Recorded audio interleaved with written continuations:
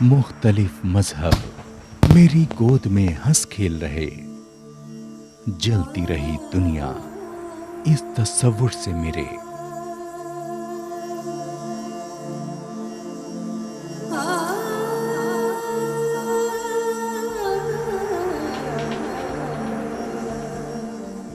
मैं हिंदुस्तान खड़ा हूं आईने के सामने।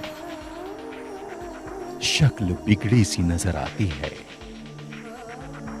ढूंढता हूं जब वो बेमिसाल चेहरा, तो नजर खिल्ली उड़ाती है।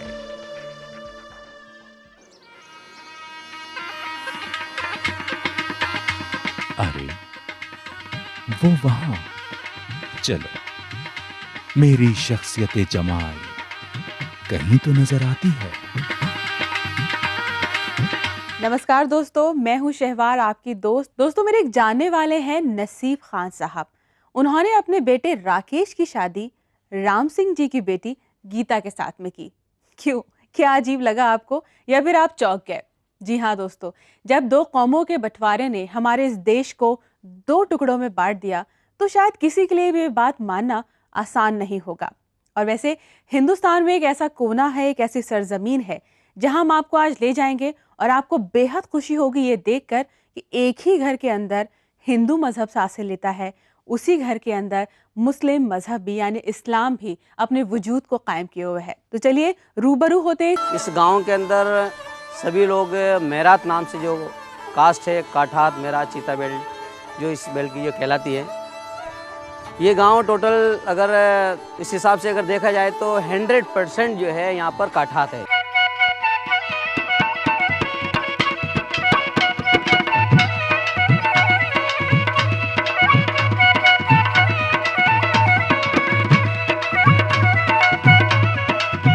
इस गांव के अंदर तकरीबन मुसलमान, सब मुसलमान हैं, लेकिन उसके बावजूद 6 मंदिर है। हम ऐसा नहीं कि वो राम मंदिर बना दिया, वो मस्जिद बना दिया, ये तोड़ दिया।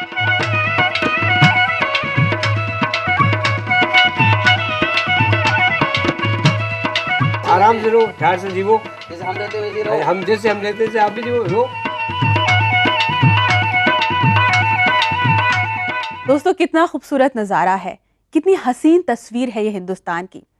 राजस्थान के लगभग 160 गांव में 4 लाख लोग इस अद्भुत जीवन शैली को जीते हैं। और मुझे लगता है कि ना सिर्फ पूरे हिंदुस्तान के लिए बल्कि ख़ास तौर पर उन लोगों के लिए एक मिसाल है जिनका सिर्फ मानना है कि हिंदू और मुस्लिम होना ही हमारी पहचान है, जबकि मजहब सिर्फ एक जीने का सलीका है और इंसानियत हमारी पहचान है। दोस्तों, इन लोगों के जज्बात को, इनके एहसास को और इनके जज्बे को पूरी टीम का सलाम। तो चलिए सबसे पहले रूबरू होते हैं इस खास एहसास से, मिलते हैं यहाँ के लोगों से और नज़ारा देखते हैं राजस्थान के इन गाँव का।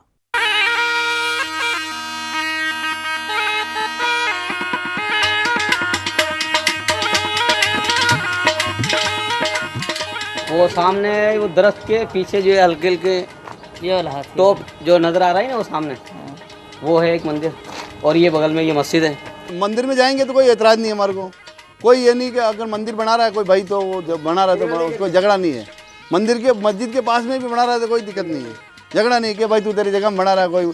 अभी देख लो इधर लालपुरा में कितने मंदिर है। मंदिर में जाते हैं, पूजा पाठ करते हैं, नमाज भी पढ़ते हैं, रोज़ा भी रखते हैं, हज करने के लिए भी जाते हैं। तो निकाह होता है मेरे, निकाह करते हैं और फेरा भी कर लेते हैं। ये मैंने भी फेरा किया था और वहाँ भी उनको बच्चों को भी फेरा खिलाया, दोनों बच्चों को फेरा कराया। हमारे बहुत से लोग अभी भी जिन्हें चोटी रखते हैं, मेरात है, मुसलमान है लेकिन चोटी रखते हैं। हम सुन करवाते हैं, मुसलमान है, मंदिर मस्जिद जाते हैं, होली दिवाली सब। मैं रामदेवरा भी जाता हूँ वहाँ। तू हिंदू बनेगा ना मुसलमान बनेगा, इंसान की औलाद है इंसान बनेगा। दोस्तों, 1959 में साहिर लुधियानवी ने इस रूहानी गीत को लिखा और एक कोशिश की हम हिंदुस्तानियों तक एकता और भाईचारे का संदेश पहुंचाने की। लेकिन वक्त की धूल के साथ इन लफ्ज़ों पर एक कड़वाहट आती गई, धूल जमती गई और ये लफ्ज़ न जाने कहाँ खो गए। दिलों में रह गई बस कड़वाहट।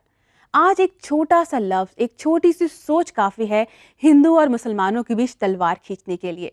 लेकिन ऐसे वक्त में जब इन लोगों को देखती हूँ, इनकी ज़िंदगी पर नज़र डालती हूँ, तो दिल को बहुत सुकून मिलता है। आइए आपको भी सुकून से रूबरू करवाते हैं और मिलते हैं, नज़ारा देखते हैं यहाँ के लोगों की ज़िंदगी का। हम मस्जिद भी जाते हैं, मंदिर जाते हैं, सब कुछ कर लेते हैं, मिलजुल के रहते हैं। खास बात तो यही है अपनी कि या तो अपन नमाज पढ़ते हैं, रोज़ा भी रखते हैं, ईद की नमाज भी पढ़ते हैं, जमा भी पढ़ते हैं, मंदिर में भी जाते हैं, हैं मिलजुल के रहते हैं। बस ये सारा काम ये होता है।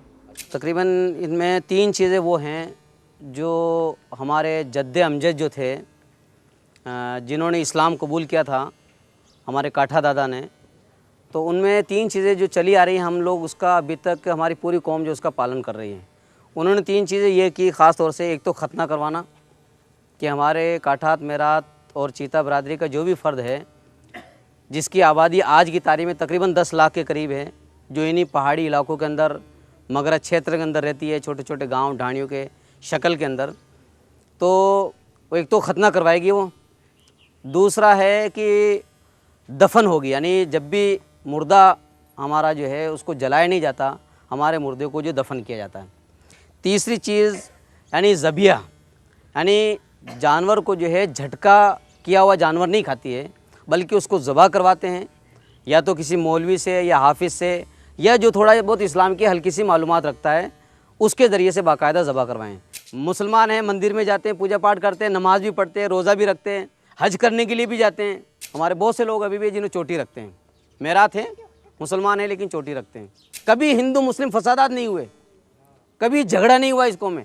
आज दिन तक का रिकॉर्ड है कि एक भी कोई केस ऐसा नहीं है जो हिंदू मुसलमान के हिसाब से हुआ हो। ये जो कौम है ज़्यादा जानती भी नहीं क्या बाबरी मस्जिद है, बाबर कौन था, होगा कोई बाबर, बल्कि कलमा ही नहीं जानते। आप तो बाबर की बात करते हो। पहला कलमा जो मुसलमानों के लिए लाजमी है, उसके बगैर कोई मुसलमान नहीं हो सकता।